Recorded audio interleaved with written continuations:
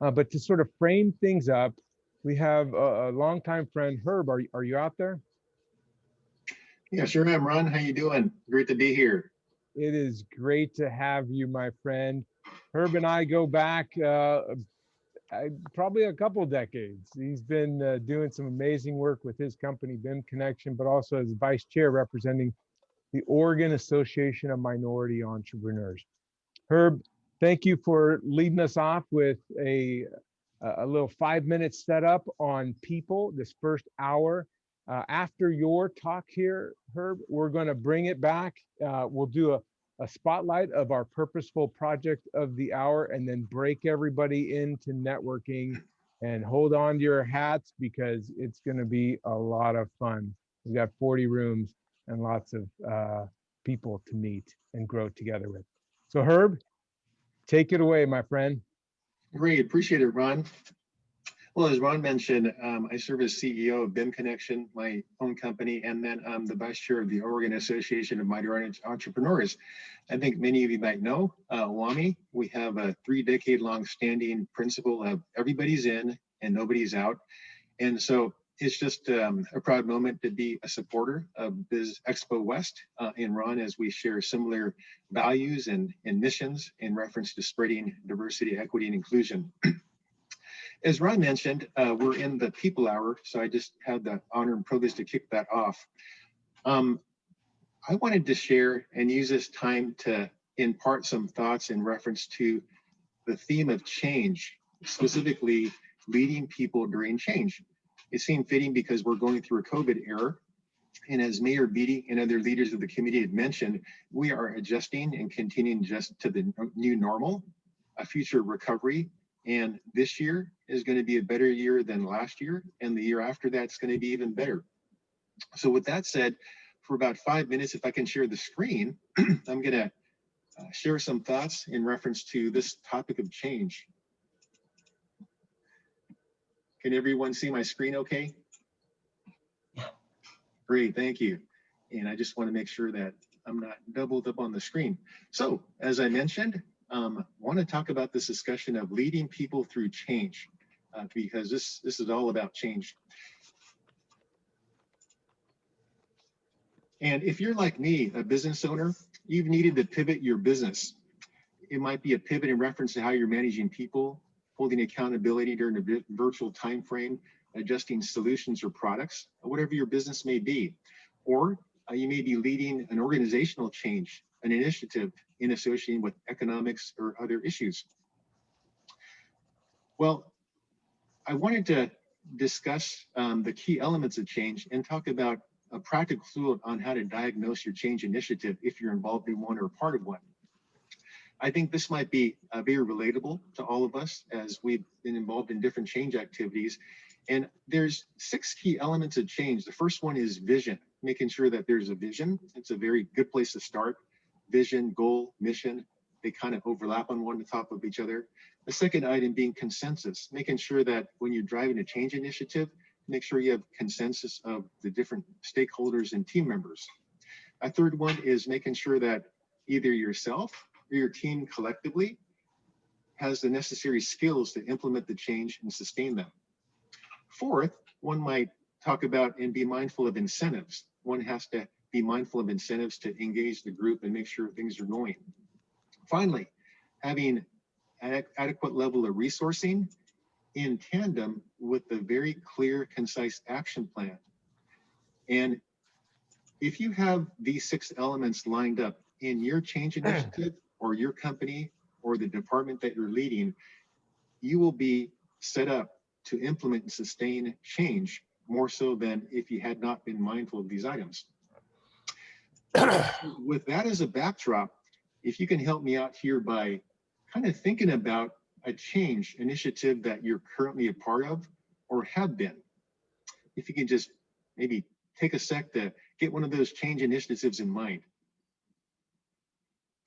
Great, with that, if you've been a part of or lead any change initiative, especially those that are complex, you might have encountered one or more of these: confusion, anxiety, occasional sabotage.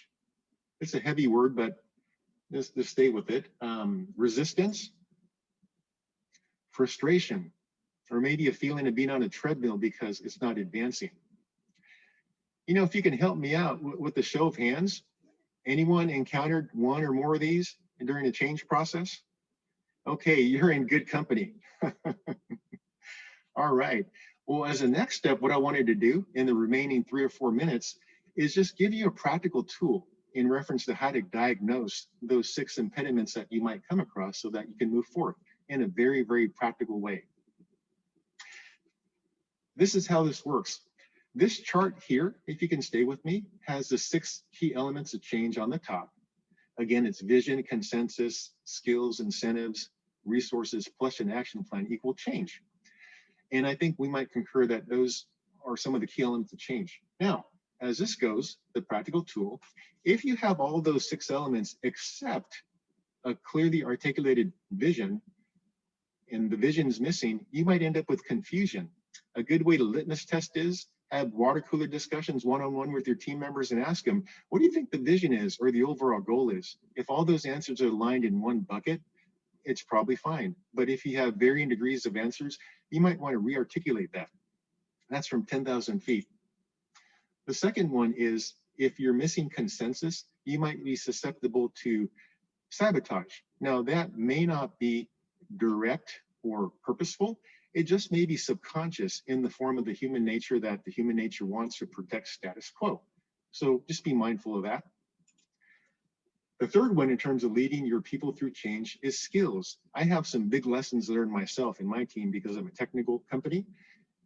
When I do a change that changes the technical deliverable of our company, I make sure that I carry an ample budget for training and then pre-train team leaders so that they can lead the way. I can tell you that as a designer or a person that's introverted myself, a group of introverts that are anxious is not a good recipe. So I go the opposite of that. That's a specific example in my case. Next, incentives. If you're missing incentives in one form or another, you may gain resistance. Now, be mindful that incentives work in human nature in terms of the human nature of what's in it for me. It's not right or wrong, it's simply human nature. So whether it be what's in it for me or the team, you want to think and be mindful of incentives. Now, long story short, incentives, people always think about monetary. Could be not. It could be positional, it could be recognition. You can use your innovation because you know your staff and you want to provide incentives in the best way that you can do to encourage them. Next, of all 6, if you're missing resources, you might end up in frustration because in general, your team's going to want to make it happen, right? And so they want to make it happen, but they're not resourced. That may cause frustration. Finally, as we talked before, having a very clear action plan and communicating that's important. Otherwise, people will feel like they're on a treadmill. Case in point, I happen to sometimes get busy, so sometimes I may lack communication. And what I found is that even though we're making progress, if everyone's not aware of the progress that's occurring, then it might lead to a perception that you're on a treadmill. So again, communication, working to an action plan, very important.